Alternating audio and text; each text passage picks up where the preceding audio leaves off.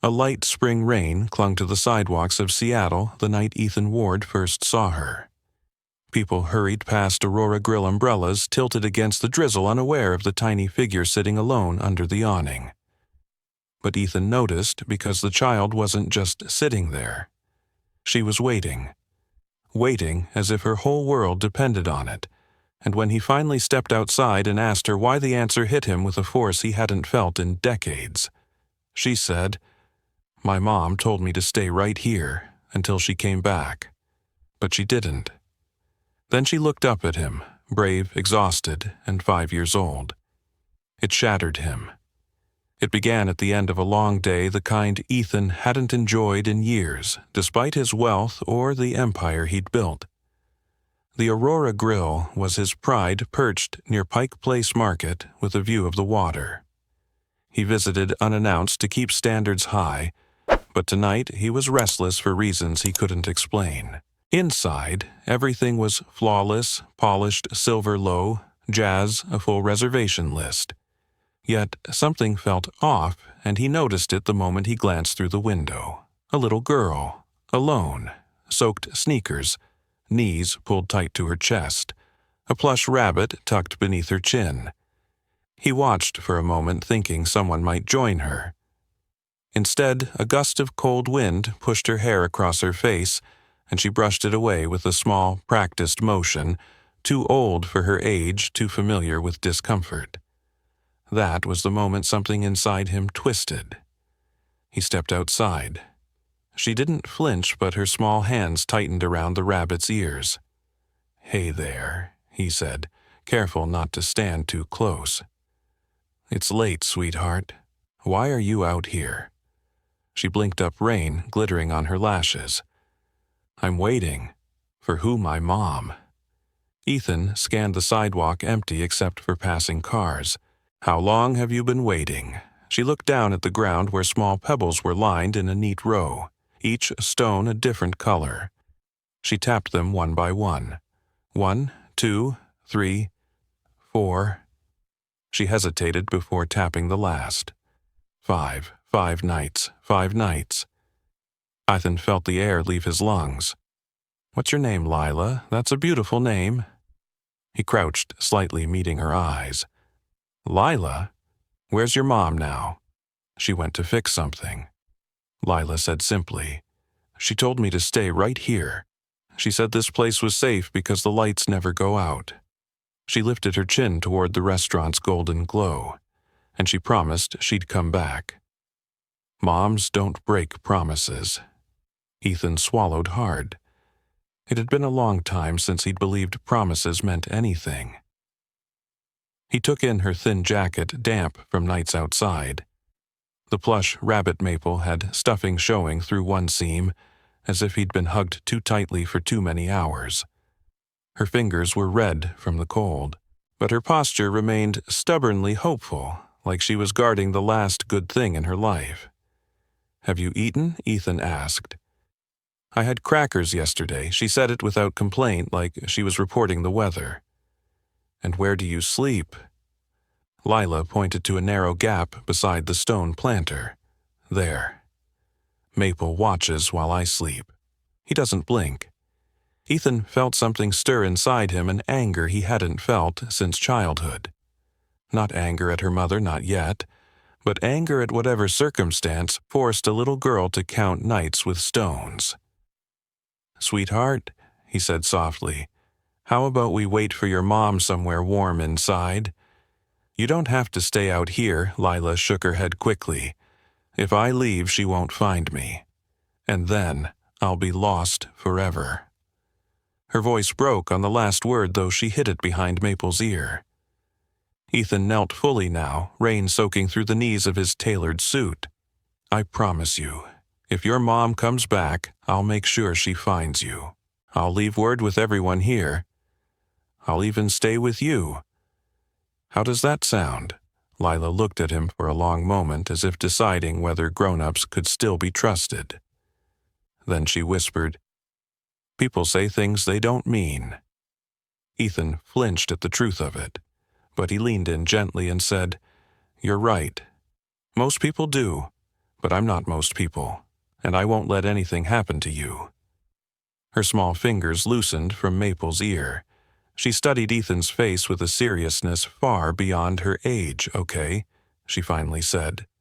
"But only if Maple can come too, of course."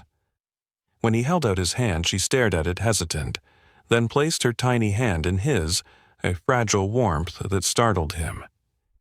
It felt like holding a promise he didn't know he was about to make. Inside the restaurant, staff paused, startled, as the billionaire owner walked in carrying a shivering 5-year-old in his arms. And for the first time in years, Ethan didn't care about appearances, reputation, or the whispers that would follow. All he cared about was the small voice that had already carved its way inside him. "My mom will come back," Lila murmured as he wrapped a blanket around her shoulders. And Ethan, who had spent a lifetime building walls, felt them crack in places he didn't know existed. Seattle's sky was a soft gray the next morning, the kind that made the whole city feel quieter, gentler. Ethan wasn't used to mornings like this, mornings that didn't start with conference calls, investor updates, or a line of people waiting for his approval.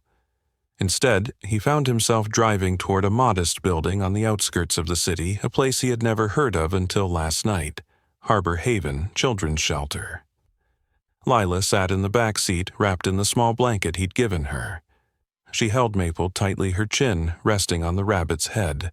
Her eyes looked brighter after a night of real sleep, but there was a guardedness, a careful watchfulness, as if she feared that one wrong move might make everything she'd gained disappear.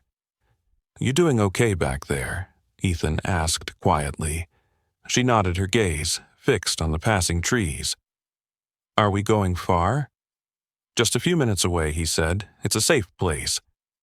"Good people." She swallowed. "Will I have to stay there forever?" "No," he said firmly. "Just until we figure things out." He didn't add the truth. He had no idea how long that would be. A day, a week longer. All he knew was that the little girl behind him was now his responsibility, whether he had chosen it or not. Harbor Haven sat on a quiet residential street in Tacoma, with a yard full of chalk drawings and a red tricycle parked crookedly near the door. It didn't look like an institution. It looked like a place where someone had tried to make life softer. A woman with warm features and graying hair stood by the entrance. She wore a knitted cardigan and an expression that made people trust her before she even spoke. "You must be Lila," she said as they walked up. Her voice was gentle but certain, the kind that calmed nervous hearts. Lila stepped behind Ethan, gripping the hem of his coat. "This is Grace," Ethan explained. "She helps take care of kids." Grace crouched down so she wasn't towering over Lila. "I'm happy to meet you. I heard you had a really tough week." Lila didn't answer. Maple did the answering for her, pressed tighter against her chest. Grace didn't push. "Would you like to see where you'll stay? You can bring your rabbit. He's part of the family." Lila peeked out from behind Ethan. "He's not a rabbit. He's Maple." Grace smiled. "Maple is a wonderful name." Slowly, carefully, Lila stepped out. Ethan followed a few steps behind, feeling surprisingly protective. Inside, Harbor Haven was brighter than he expected. Walls painted in soft yellows and blues. Hand-drawn pictures taped everywhere. A scent of oatmeal cookies drifting from somewhere. Children's laughter echoed faintly from down the hall. Grace led them into a small room with 2 beds, each covered in cheerful quilts. Stuffed animals lined the windowsill. A bookshelf stood in the corner filled with colorful stories. "This will be yours for now," Grace said. "You'll have friends here, and you'll get warm meals every day." Lila walked to the window, touching the edge of the quilt with her fingertips. Do I get to keep all this?" "For as long as you stay," Grace answered. "And my mom, when she comes, will she know where I am?" Ethan stepped in before Grace could reply. I left a note at the restaurant. Remember, I'll make sure your mom finds you. I promise. Lila turned to him, uncertainty flickering across her face. You'll come too. Right. It struck him hard how much she needed consistency, something firm to hold on to. Something she hadn't had in far too long. Yes, he said, I'll come. Grace nodded approvingly. We encourage visitors. Familiar faces help the children adjust. For the next hour, they completed intake paperwork. Grace asked questions with sensitivity, medical history, allergies, daily routines. Lila sat beside Ethan, answering softly when she could, shrinking into silence when she couldn't. When Grace asked what comforted her when she felt scared, Lila simply pointed to Maple. At the end, Grace asked, Do you have any emergency contacts, family, friends? Lila shook her head. Ethan answered instead. I'll put my information. Grace glanced at him surprised. You're not a relative, no. Her brows lifted. You're sure? Yes, Ethan said again more firmly. Put me down. Grace didn't question further, but something in her eyes softened as if she understood that whatever this connection was, it mattered. Later that afternoon, Grace took Lila to meet the other children in the playroom. The sound of chatter and building blocks filled the space. A boy about Lila's age approached her with a toy dinosaur. You want to play? Lila shook her head, hiding behind Maple. The boy shrugged and ran off. Lila's shoulders tightened, but no tears came. She simply retreated to a quiet corner and sat down, watching the room, as though studying a world she wasn't sure she belonged to. Ethan stood at the doorway, his heart pulling in conflicting directions. He wasn't family. He wasn't even supposed to remain in this story, yet he couldn't walk away. Grace approached him. Some kids take longer to join in, she said. She'll warm up when she's ready. She shouldn't be here. Ethan muttered the words slipping out. A child her age shouldn't be alone like this. Grace folded her hands. And yet many are. You did the right thing bringing her. It doesn't feel like enough. Grace studied him quietly. Most people drop a child off and disappear. You stayed. That matters. Ethan didn't respond. Words felt heavy. A few minutes later, Lila looked up from her corner and met his eyes. She didn't say anything, but she didn't look away either. Something in her gaze asked the same silent question she'd asked outside his restaurant. Are you really coming back? Ethan walked over. I have to go for a little bit, he told her gently. But I'll check on you tomorrow. I give you my word. Lila lowered her head. Everybody leaves. Not me, he said. She didn't reach for him, but she nodded, her grip on Maple tightening. As he walked toward the exit, Grace followed. Mr. Ward, she said softly. Children like Lila don't attach to people quickly. If she trusts you already, that's rare. And important. Ethan paused his hand on the door. I didn't plan for any of this. Life-changing things rarely come with warning, she replied. Outside, the rain had eased, but the air carried a chill that sank deep. Ethan stood on the steps of Harbor Haven, feeling as though he'd stepped into a story he hadn't meant to enter. But now that he was in it, he knew one thing with absolute clarity. He wasn't walking away. The following morning, the city felt heavier than usual, as though Seattle itself sensed the unanswered questions hanging in the air. Ethan had barely slept. Every time he closed his eyes, he saw Lila counting those 5 stones. He saw her clutching Maple, trying not to tremble. And he kept hearing the one sentence she said with absolute faith, My mom will come back. Faith that strong deserved the truth. He drove to his downtown office earlier than usual, not to work on the restaurant chain or check in with his executive teams, but to make a phone call he hadn't made in years. A call to someone he trusted with matters no one else ever saw. Caleb Rhodes. A former police detective turned private investigator, Caleb had a reputation for finding answers buried where people didn't want them found. He and Ethan weren't close, but they had worked together on a corporate extortion issue almost a decade earlier. Caleb was the kind of man who kept his word and his discretion.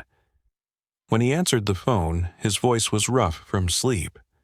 "This must be serious." "You don't call before sunrise." "It is," Ethan replied. "I need to find someone, a woman. Her name is Marissa Hale." There was a brief pause. "Why, she's the mother of a young girl who's now in my care." Another pause, longer this time. "You adopting kids now?" "No," Ethan said sharply. "I'm trying to keep one from disappearing through the cracks." Caleb exhaled slowly. "All right, what do you know about her?" "Not enough," Ethan admitted. "Only a name, and that she told her daughter to wait outside Aurora Grill. Marissa never came back." Caleb's tone shifted to business. "Address, workplace, relatives." "We have nothing yet," Ethan said, "but I'll get the hotel security footage from businesses near the restaurant. And I need you to pull whatever records you can find on Marissa Hale. Employment history, known associates, anything that can help us understand where she was going." "Give me 2 hours," Caleb said, "and be ready. Missing person cases involving young single mothers rarely turn out simple." When the call ended, Ethan leaned back in his chair, feeling the weight of every choice he had already made. He wasn't obligated to go this far. No one would blame him if he left this to social services or the police. But he kept seeing Lila's eyes, hopeful and afraid at the same time. He couldn't shake the memory of her voice trembling when she whispered, "Did I do something wrong?" He would not let this child wonder that for the rest of her life. By mid-morning, Ethan had pulled favors from several business owners along Pike Street. Seattle had security cameras on nearly every corner. He spent an hour reviewing grainy footage from each angle, his frustration mounting, until he heard a knock on his office door. Caleb stepped in, wearing a navy jacket and carrying a small folder. "You weren't exaggerating," he said. "This is complicated." Ethan stood. "What did you find?" Caleb handed him the folder. Inside were printouts, employment records, a partial address history, and a driver's license photo. Marissa Hale looked younger than Ethan expected. Mid-20s, dark hair, sharp cheekbones softened by a tired smile. "She's been working housekeeping jobs for years," Caleb said, "mostly in hotels around the Seattle and Tacoma area. The most recent one is the Evergreen Crown Hotel in Ballard. She clocked out the evening she disappeared and never clocked in again.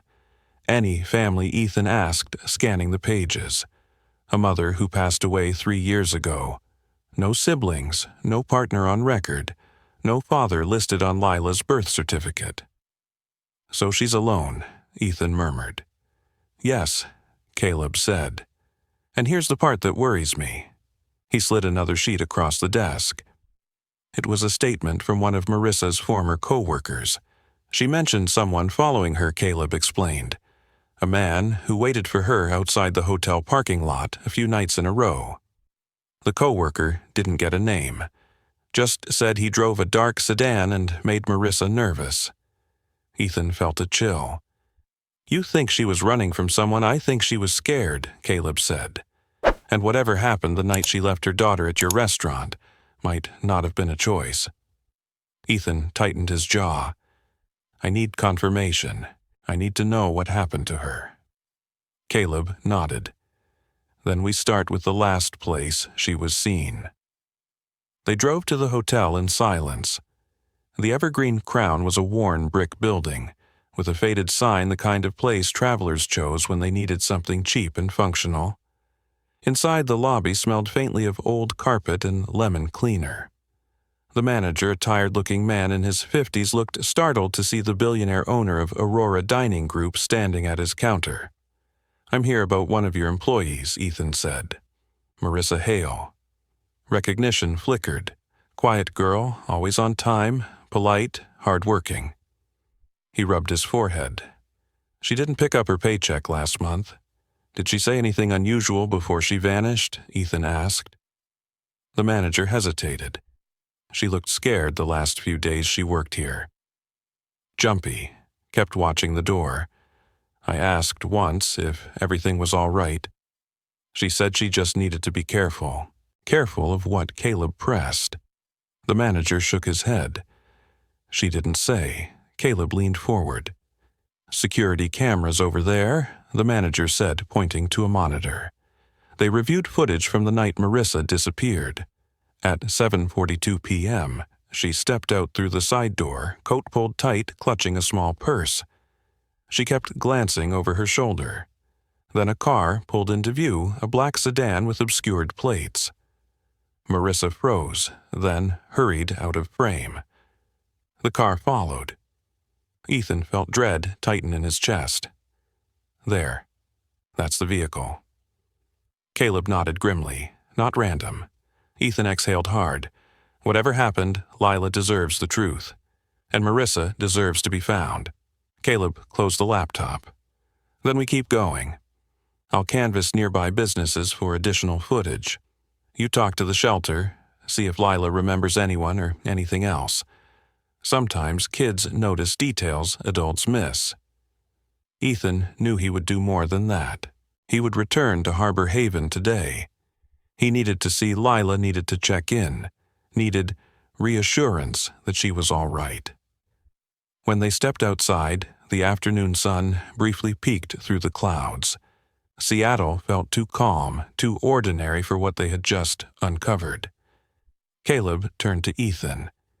You're in this, aren't you? Not just helping. Committed. Ethan didn't hesitate.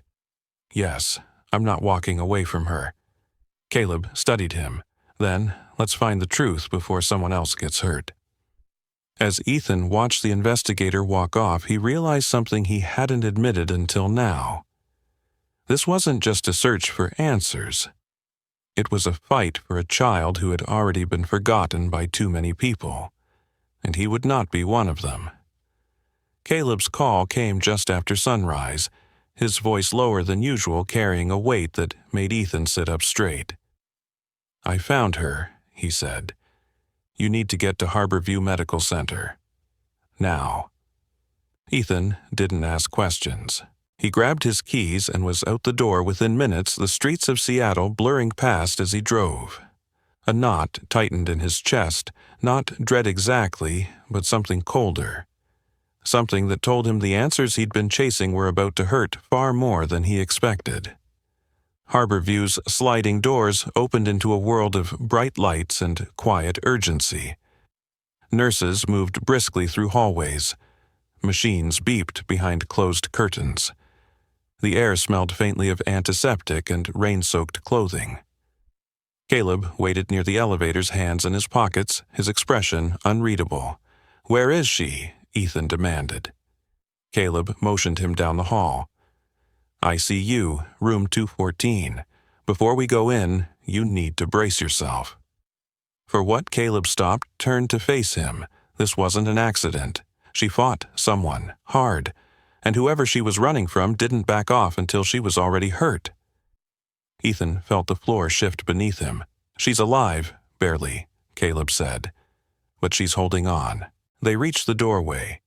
Through the glass panel, Ethan saw a woman lying motionless on a hospital bed surrounded by wires and IV lines. Her face was bruised, her arm in a cast, her ribs tightly wrapped. She looked impossibly young and impossibly fragile. Marissa Hale. The mother a little girl had been waiting for in the rain. Ethan stepped inside slowly. Machines hummed softly. A heart monitor beeped with uneven rhythm. A doctor approached him, a tall woman with tired eyes and a voice softened by long nights. "You're Mr. Ward?" she asked. "Caleb said you've been looking for her. Are you family?" He hesitated. "No, but her daughter is in my care." The doctor's expression warmed. "Then you deserve to know what happened. She suffered significant trauma, broken ribs, internal bleeding, a concussion. But the most telling injury is this. She lifted Marissa's hand gently, revealing deep bruising across the knuckles, as if she had struck something again and again. She fought like hell, the doctor said. There were signs of a struggle found near the road where she was picked up. Someone tried to drag her toward a vehicle. She resisted until she couldn't anymore. Ethan felt anger rise like a tide. Is she conscious? Not yet. But there's brain activity. She may wake with time and care. He moved closer, studying Marissa's face. Her breathing was shallow but steady. A small scrape along her temple made her look even younger. You didn't abandon her, Ethan whispered, feeling heaviness in every word. You were trying to protect her. Caleb stepped beside him. We found the car. It belongs to a man with a long record: assault, coercion, suspected trafficking. He's been off the radar, but this ties him to a new crime. I've already passed everything to SPD. They'll handle it from here. Ethan nodded absently, still focused on Marissa. She tried to save her daughter. Alone. And she succeeded, Caleb said quietly. Lila is safe because she bought her that time. A soft knock came from the doorway. Grace from Harbor Haven entered, her expression warm but full of worry. How is she? She asked. Hanging on, Ethan said. And Lila Grace's shoulders softened. She woke early. She asked if you meant what you said about visiting her today. Ethan closed his eyes. I did, and I will. Grace hesitated. Do you want to tell her about her mother? Not yet, Ethan said. I want something certain before I give her hope. Grace nodded. She'll understand you're trying to protect her. After she left, Ethan took a quiet moment in the room. He rested a hand on the rail of Marissa's bed, feeling the cold metal under his palm. You've been fighting alone for a long time, he murmured. You don't have to anymore. Hours later, while Ethan was making arrangements with the hospital's legal department, paperwork, consent forms, financial guarantees, he received an urgent page from the ICU. Marissa was awake. He returned to room 214 to find her eyes partially open, unfocused but searching. The doctor stood nearby. She's drifting in and out, the doctor said softly. But she's trying to communicate. Ethan moved to the bedside. Marissa? It's Ethan Ward, I'm here. Her gaze flickered weakly toward him, recognizing neither the man nor the name. He leaned in, speaking slowly, hoping his voice might cut through the haze. I found your daughter, Lila. She's safe. She's being cared for. Marissa's breath hitched and tears gathered in the corners of her eyes. She tried to speak, but her throat was too dry. A nurse brought water, moistening her lips. Her voice came out in a soft, broken whisper. Lila. Safe. She's okay, Ethan said firmly. And she misses you. Marissa's hand trembled, reaching weakly toward him, not for comfort but for confirmation. He held it gently. I won't let anything happen to her, he promised. Her fingers tightened, slightly desperate. Don't let him find her. We won't, Ethan said. He won't get near her again. Marissa blinked, slowly, exhaustion overtaking her. But before drifting back to sleep, she whispered one more thing, a sentence so unexpected it stopped Ethan's breath. You're the man she told me about. Ethan frowned. What do you mean? Marissa swallowed, eyes fluttering open for a moment. Years ago, you fed me. At your restaurant, I never forgot your kindness. Ethan went still. The memory flickered, half-faded, buried beneath years of success and routine. A young woman, hungry and embarrassed, refusing to accept a free meal, but accepting a warm one. A fleeting moment he hadn't thought about since. You changed everything that night, Marissa whispered. You made me believe there were still good people in the world. Emotion rose in Ethan's chest, sharp, unexpected, humbling. He had no words. Marissa's eyelids lowered again. Please take care of her. I will, he said quietly. That's a promise. As she drifted back into sleep, the room felt different. now heavy not with fear, but with something else, something deeper. This wasn't just a search anymore. It was a second chance given unexpectedly, woven through two lives that had once crossed without either of them knowing how much it would matter. And Ethan understood with absolute certainty that he wasn't done fighting for this family. Not by a long shot. Recovery came slowly for Marissa, the kind of slow that tested patience and faith. Weeks passed inside Harborview's quiet halls as she regained strength. First, learning to sit upright, then to stand, and finally to walk again. Through it all, Ethan was there sometimes in the doorway, sometimes sitting beside her bed, sometimes just standing guard in the hallway when she needed rest. He never said it out loud, but everyone around him understood he wasn't leaving these two. When Marissa was finally cleared to leave the hospital, she and Lila were reunited in the lobby. Lila ran into her mother's arms with a force that made every nurse tech and passerby pause. Marissa knelt to catch her, still wincing from healing ribs but refusing to let go. "You came back," Lila whispered, her face buried against her mother's shoulder. "I always would," Marissa said, her voice thick. "I fought to get back to you." Ethan watched the moment quietly. There was nothing performative about it. No dramatic speeches, no grand gestures. Just a mother and daughter whole again after nearly being shattered forever. He felt something inside him settle like a door he'd been holding shut for years, finally eased open. With Caleb's evidence, police moved swiftly. The man who had stalked Marissa was found hiding near the industrial docks.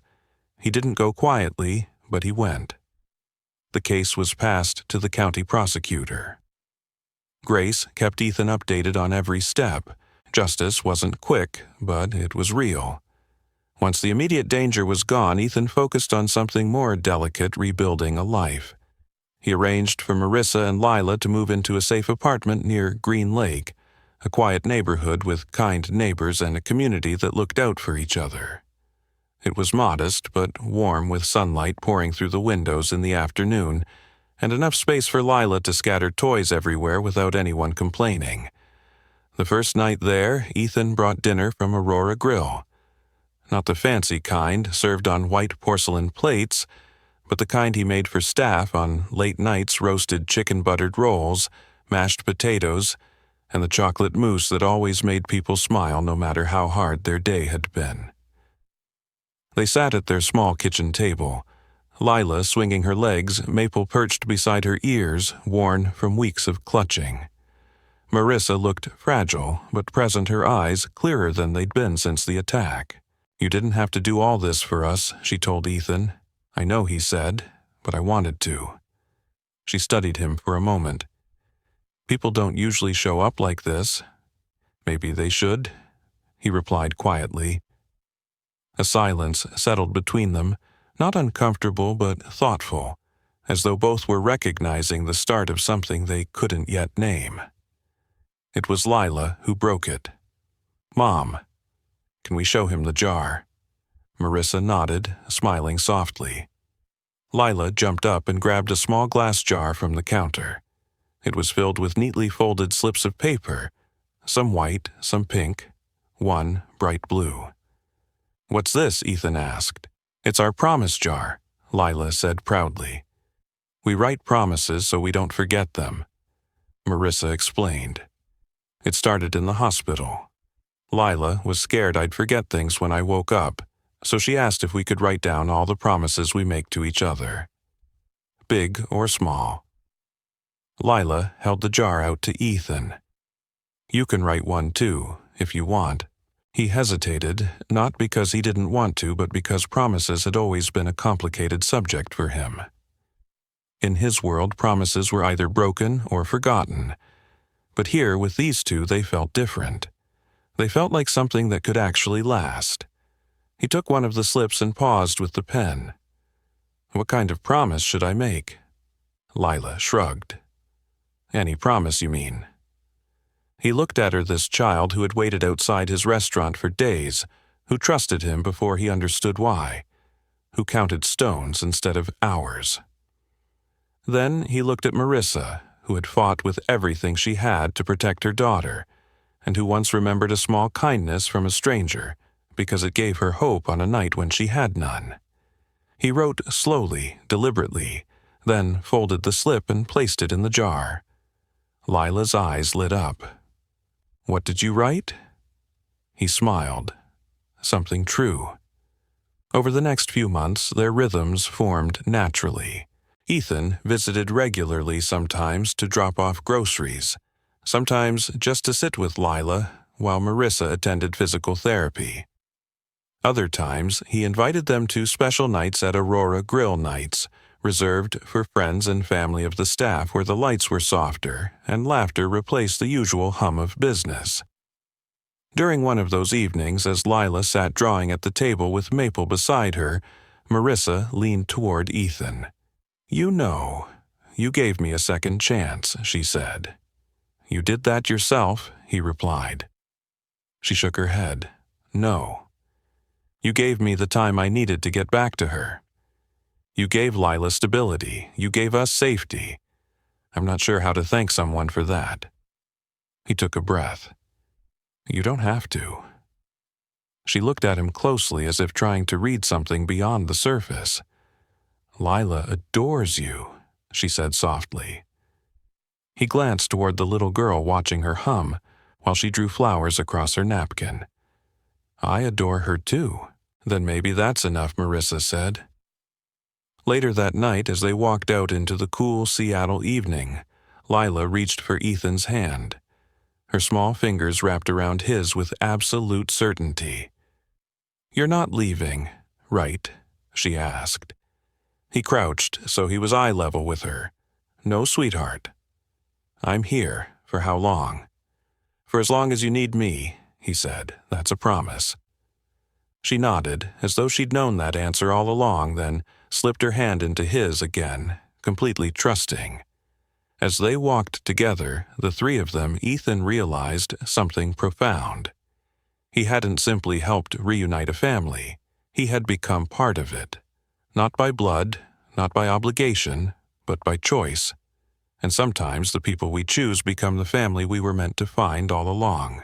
When we look back on everything Ethan, Lila, and Marissa endured, their story reveals itself not as a tale of tragedy, but as a journey shaped by courage, unexpected grace, and the quiet power of human connection.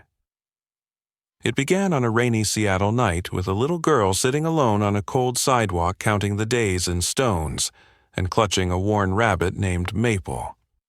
A child who had no reason to trust anyone suddenly found herself face to face with a man who had spent most of his adult life believing he was better off alone.